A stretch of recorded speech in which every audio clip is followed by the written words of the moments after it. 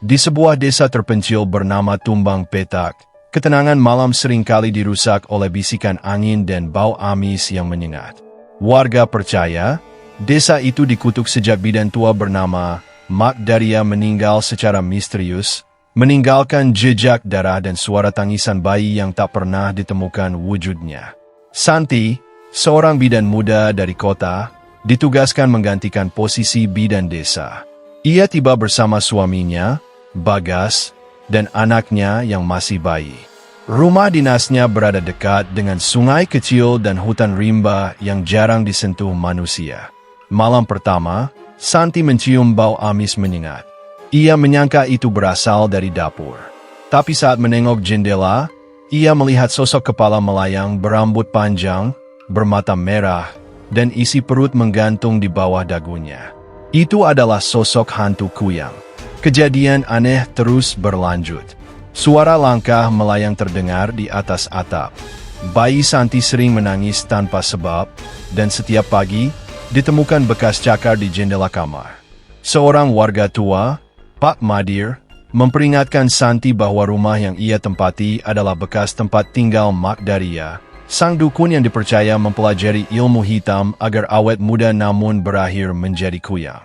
Kalau kau dengar suara wanita menangis tengah malam, jangan dibalas, ucap Pak Madir.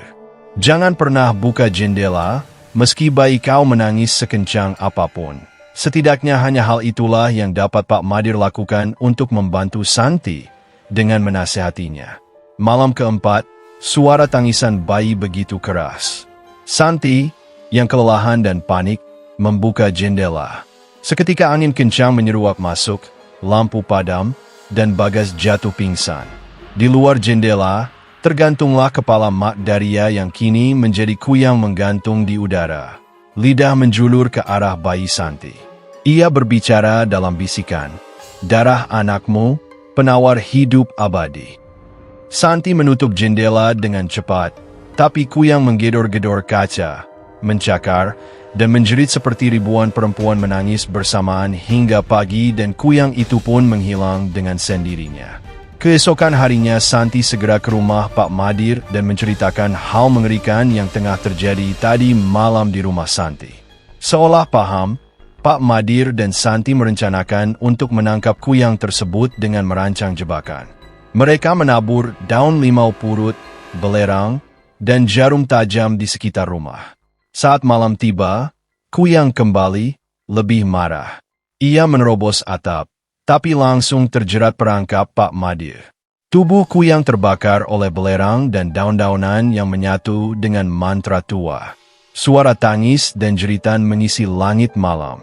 Kuyang itu akhirnya meleleh, meninggalkan bau daging busuk dan darah hangus di lantai rumah.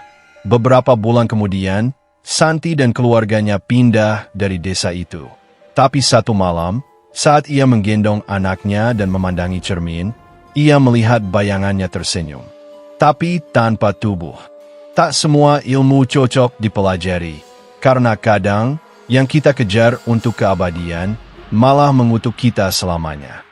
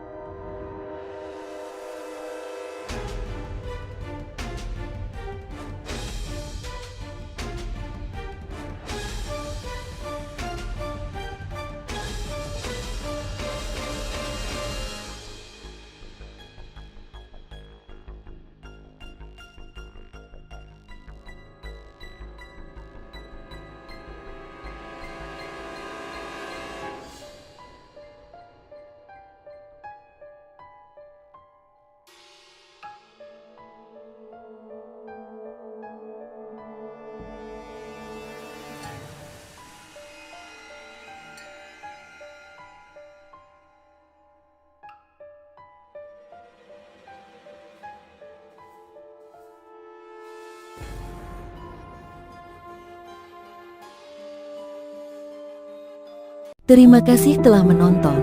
Jangan lupa like, comment, share, and subscribe.